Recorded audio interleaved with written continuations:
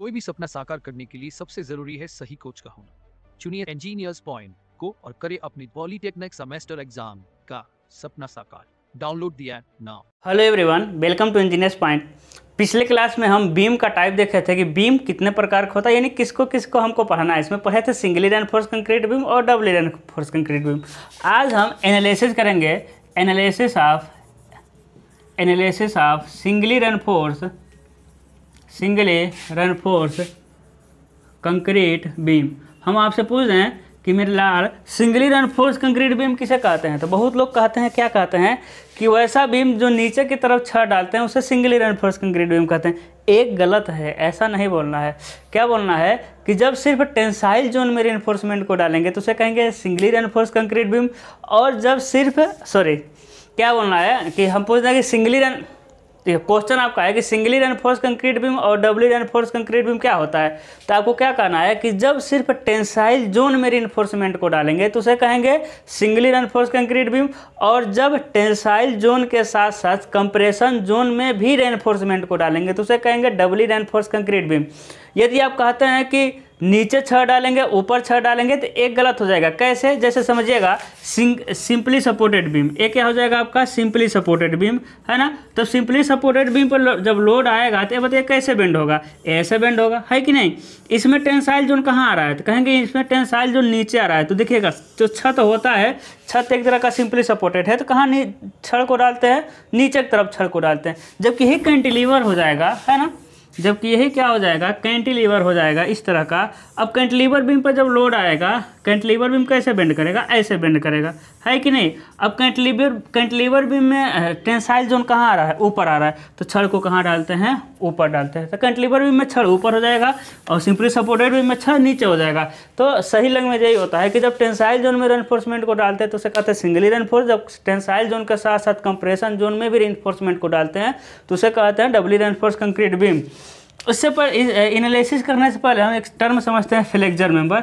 कई बार हम बता चुके हैं, है ना। यदि फ्लेक्चर मेंबर का हम दूसरा नाम लिखें तभी आपको फटाक से समझ आएगा। हम कह दें बेंडिंग मेंबर, लेकिन टेक्निकली बेंडिंग मेंबर कहा नहीं जाता है, बस आपको समझाने के लिए लिख दिए हैं बेंडिंग मेंबर। यानी वैसे मेंबर जो लोड पड़ने पर बेंड होते हैं, यानी जब बेंड होंगे तो उस मेंबर में कंप्रेशन और टेंसाइल जोन उत्पन्न होगा, उसे कहते हैं हम लोग फ्लेक्चर मेंबर। जैसे कि बीम और स्लेब क्या होते हैं, एक तरह के फ्लेक्चर मेंबर होते हैं। अब हम पढ़ते हैं analysis of singly reinforce concrete beam. एक क्या हम बना रहे हैं, क्रॉस सेक्शन ऑफ बीम बना रहे हैं।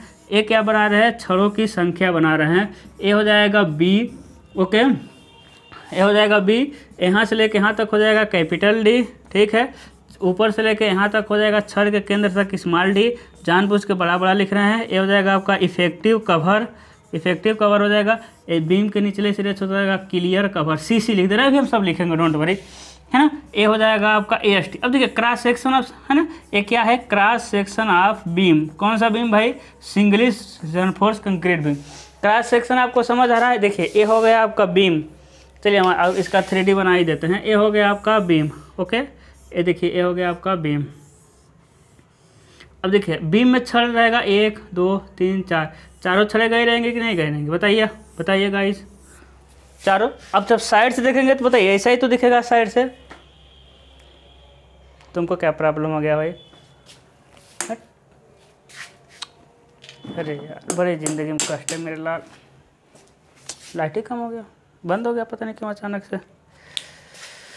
हमको लाइट से उतना आता भी नहीं है, चलिए पता नहीं क्या। अब हम थोड़ा काले दिख रहे होंगे, है ठीक है। और यहाँ 2 लाइट लगा हुआ है, एक बंद हो गया, ठीक है, कोई बात नहीं। चलिए ब्राइटनेस बढ़ा देते हैं हम। मेरे पास गोरे होने के बहुत तरीके हैं भाई, ठीक है, चलिए, है ना, ठीक है। एक क्या हो गया आपका,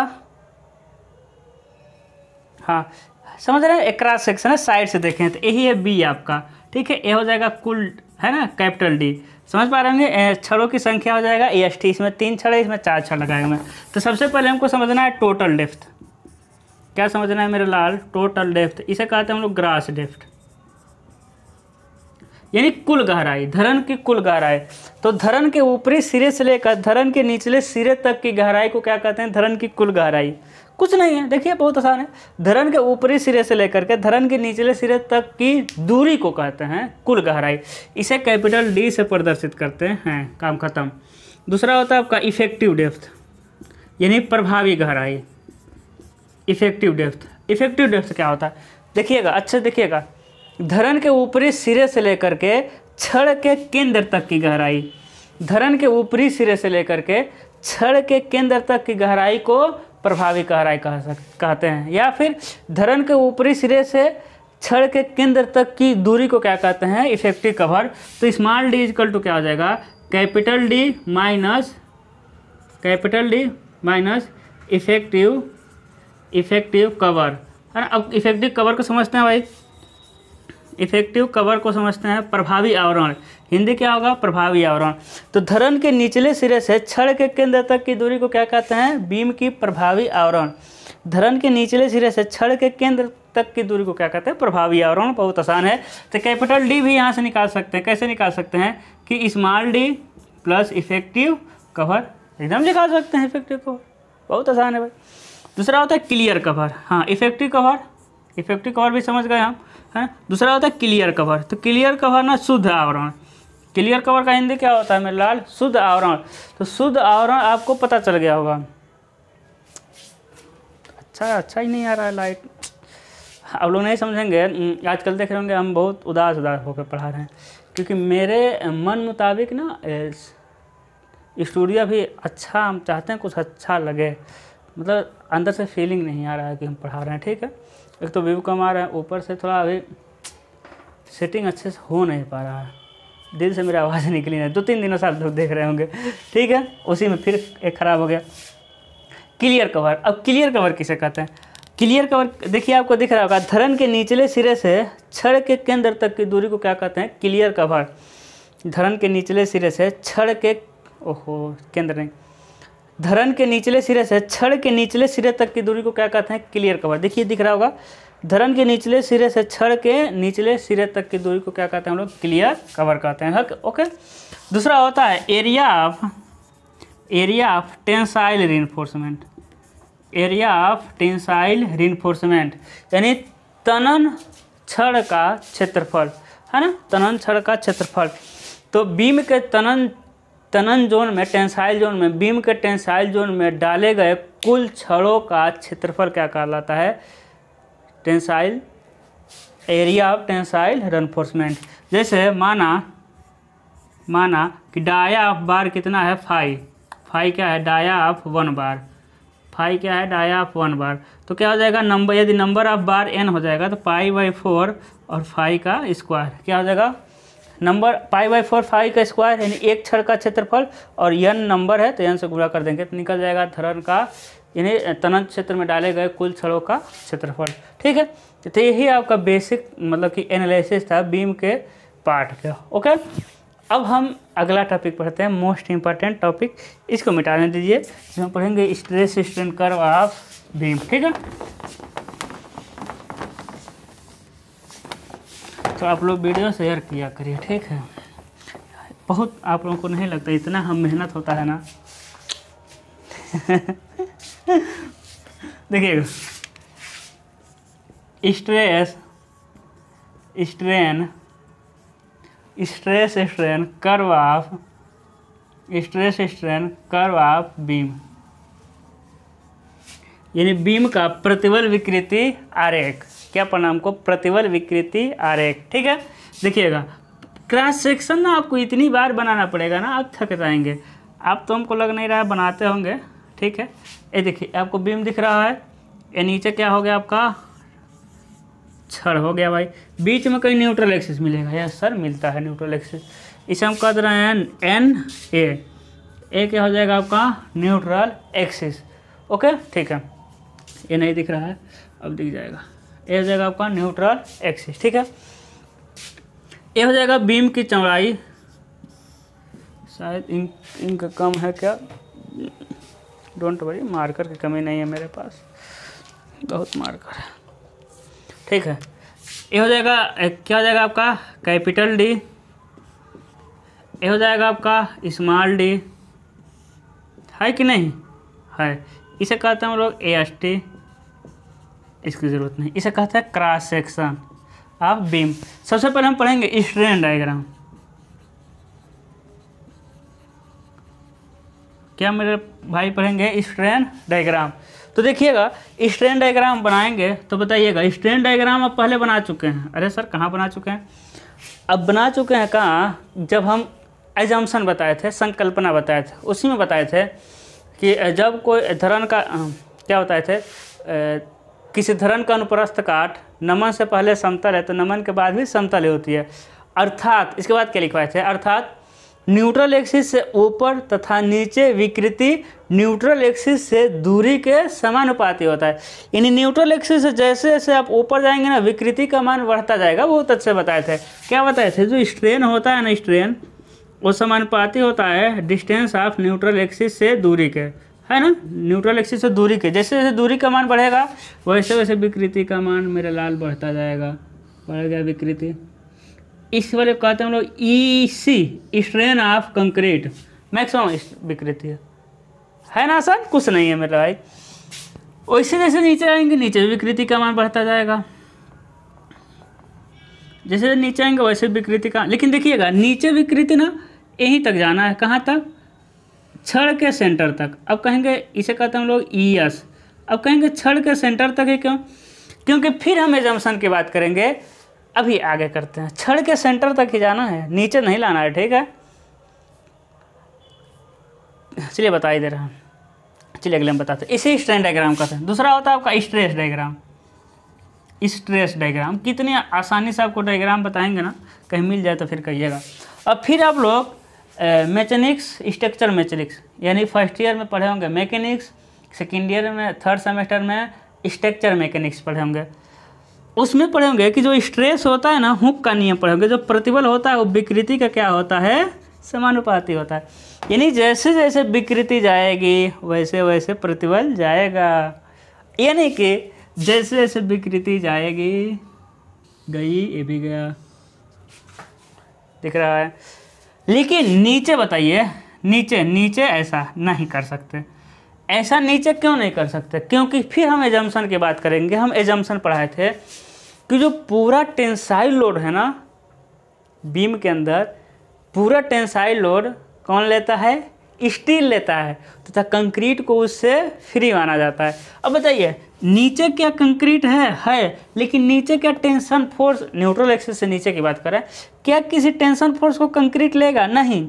हम एजम्पशन माने हैं, इसीलिए एजम्पशन लिखा जाता है, क्योंकि कैलकुलेशन करने में आसानी हो जाएगा। यानी पूरा नीचे का फोर्स कौन लेगा, स्टील लेगा। यानी इसकी ज़रूरत नहीं है, बस डॉटेड इसको दिखा देंगे।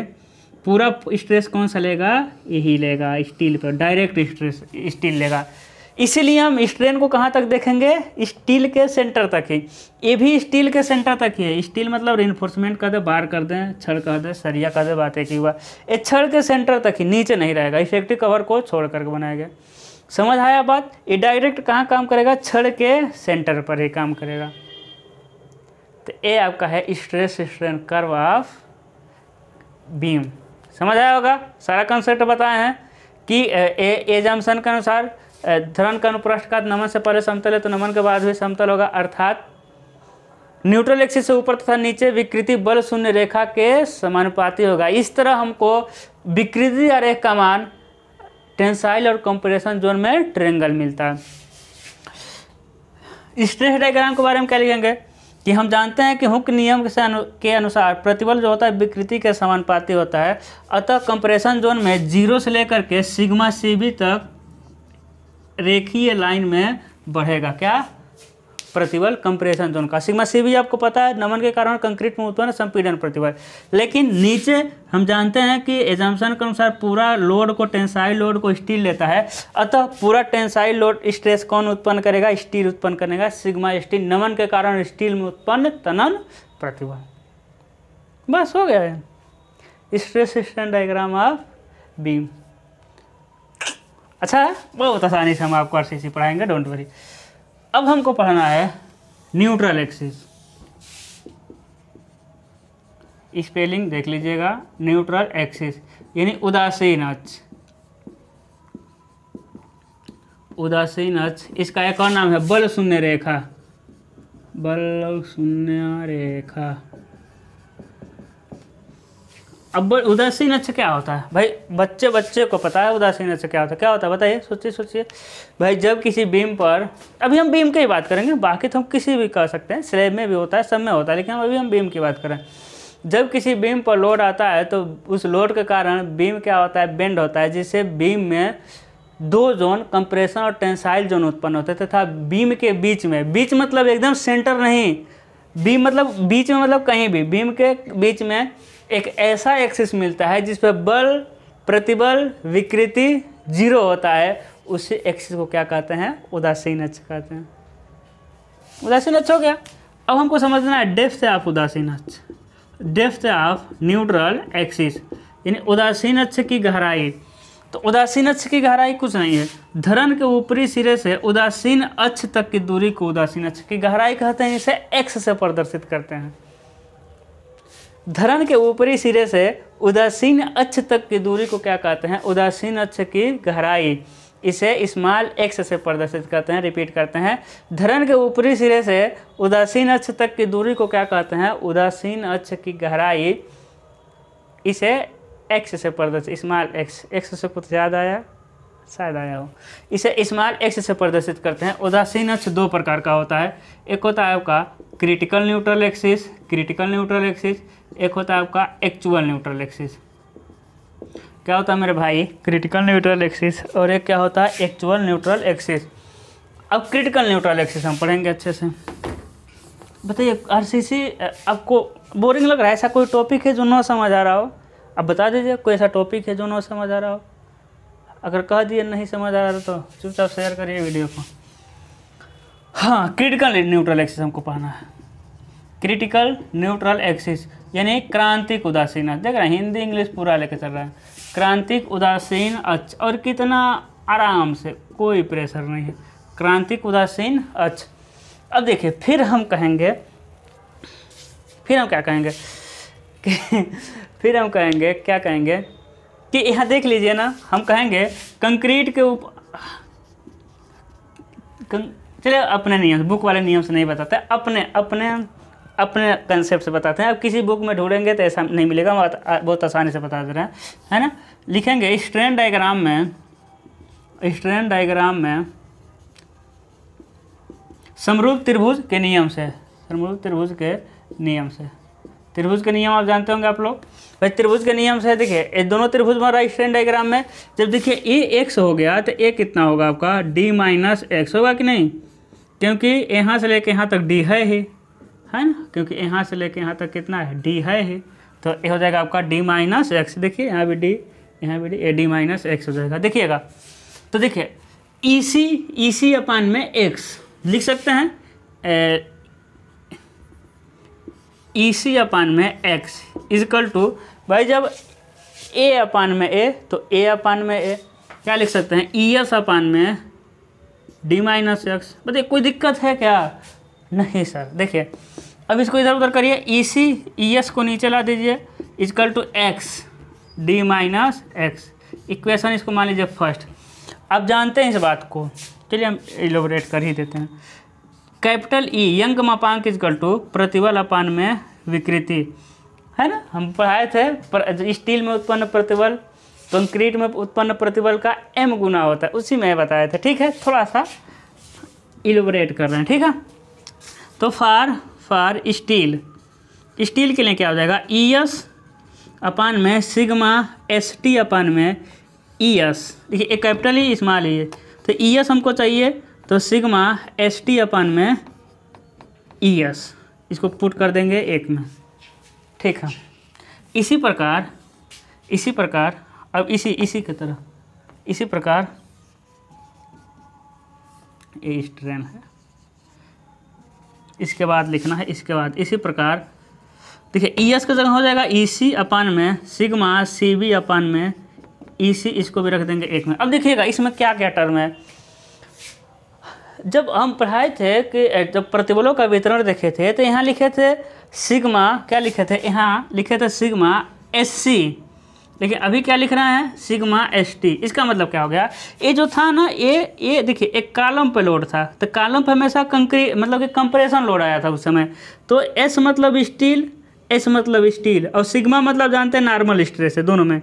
लेकिन एक कॉलम पे जो था कंप्रेशन लोड था तो सी लिखे थे, लेकिन यहाँ स्टील में कौन सा लोड आ रहा है, लेकिन यहाँ स्टील में कौन सा लोड आ रहा है बताइए, तो टेंसाइल लोड आएगा, तो इसीलिए क्या हो गया, टी हो गया, सिग्मा एस टी हुआ। क्लियर हुआ होगा। अब देखिए यहाँ देखिए, जब कॉलम वाला हम सेक्शन पढ़ा रहे थे तो उसमें लिखा था सिग्मा सी सी। हम बताए थे एक सिग्मा मतलब कंक्रीट और एक मतलब कंप्रेशन, क्योंकि कंक्रीट पे कंप्रेशन आया था। लेकिन यहाँ लिख रहे हैं सिग्मा सी बी, आगे जानते हैं ना, यहाँ क्या लिख रहे हैं, सिग्मा सी बी सी। लेकिन इसका मतलब कंक्रीट, इसका मतलब बेंडिंग, इसका मतलब कंप्रेशन।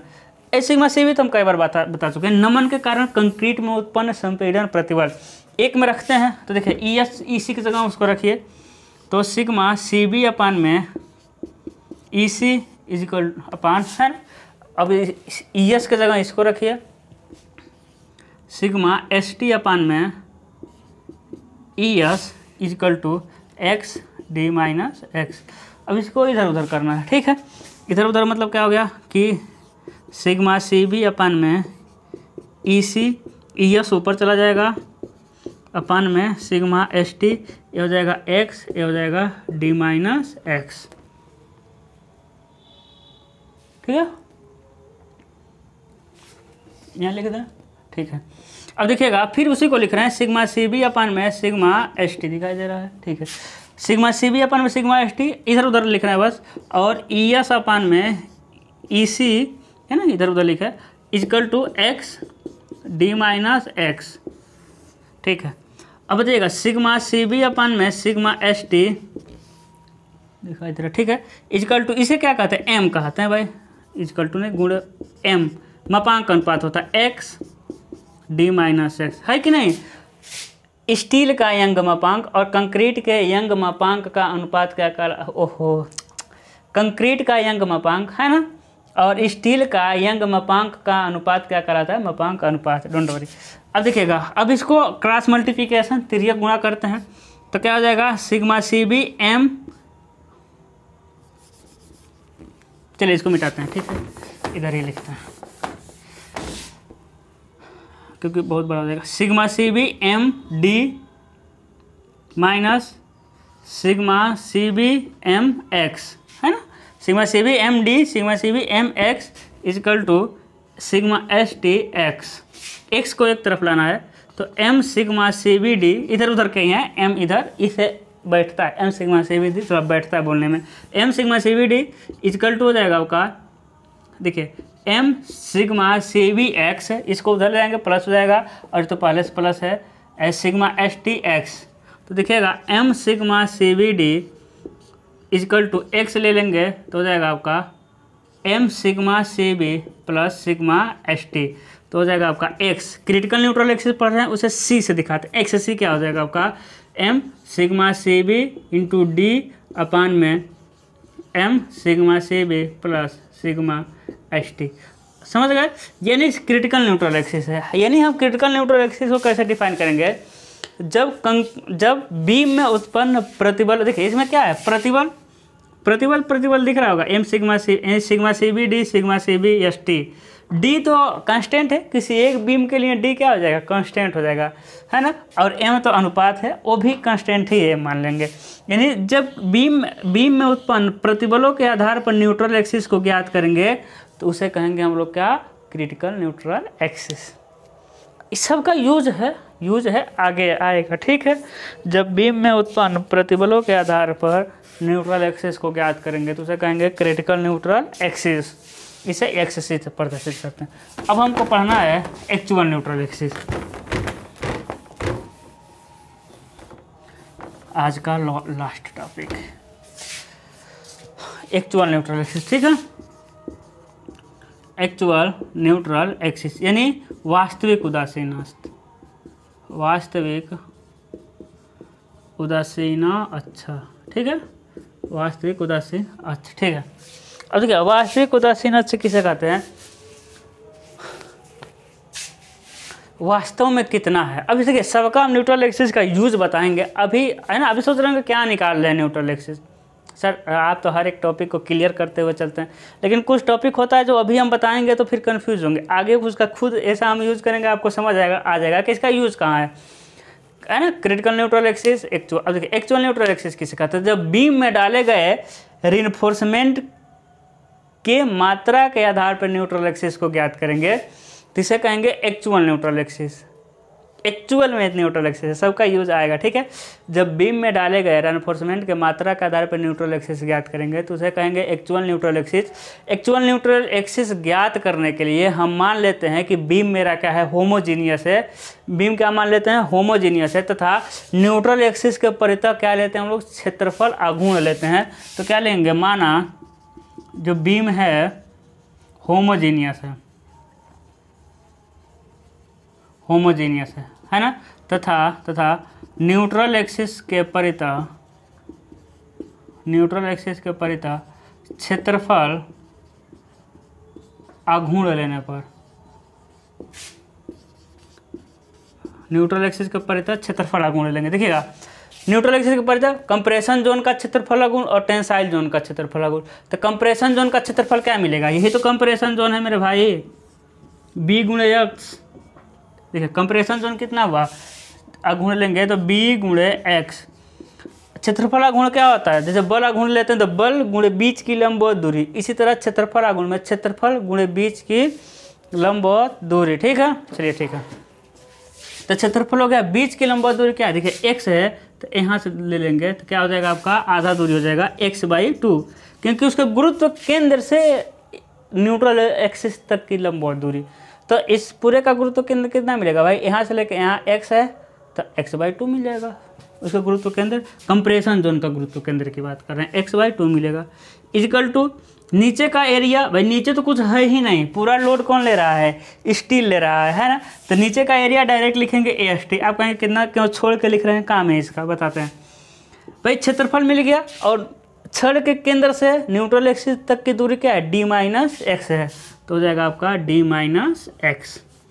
लेकिन हम क्या माना बीम क्या है, होमोजीनियस है। अब बताइए होमोजीनियस के लिए हम क्या किए थे, MAS + AC किए थे कि नहीं किए थे, इक्विवेलेंट एरिया में। हम कहे थे कि स्टील के क्षेत्रफल में जब भी हम M से गुणा करेंगे वो कंक्रीट के क्षेत्रफल के समतुल्य क्षेत्रफल देगा। जहाँ जहाँ स्टील का क्षेत्रफल आएगा M से गुणा करेंगे, हमको कंक्रीट के समतुल्य क्षेत्रफल मिल जाएगा। कितना आसानी समझ आ रहा है सारी चीज़ें। इसको ऐसे लिखते हैं, bx² / 2 = M AST d-x। यह एक द्विघात समीकरण है, यहाँ की द्विघात समीकरण मिलेगा, है ना। अतः x एक कैसे निकालेंगे, एक्चुअल न्यूट्रल एक्सिस को श्रीधराचार्य फार्मूला से -b ± b² - 4ac/2a से हम लोग एक्चुअल न्यूट्रल एक्सिस को ज्ञात कर लेंगे, ठीक है। तो आई होप आपको आज का लेक्चर समझ आया हो। कल के लेक्चर के बाद क्या हो जाएगा आपका, एक चैप्टर का थ्योरी कंप्लीट होगा, है ना। तो एक लेक्चर में इस चैप्टर का थ्योरी कंप्लीट, फिर 2-3 लेक्चर में इस चैप्टर का न्यूमेरिकल कंप्लीट। यानी अभी तक के लेक्चर आपको समझ आ गया तो समझिए कि अब कुछ लेक्चर में है ही नहीं। तो RCC है तो अच्छा टॉपिक, लेकिन आप हमसे पढ़ रहे हैं तो मेरी गारंटी है, मेरी जिम्मेदारी है कि आपको बहुत अच्छे समझाएं। तो आई होप आप समझ रहे होंगे, RCC को एंजॉय कर रहे होंगे। इसी तरह हंसते रहिए, मुस्कुराते रहिए। Good luck.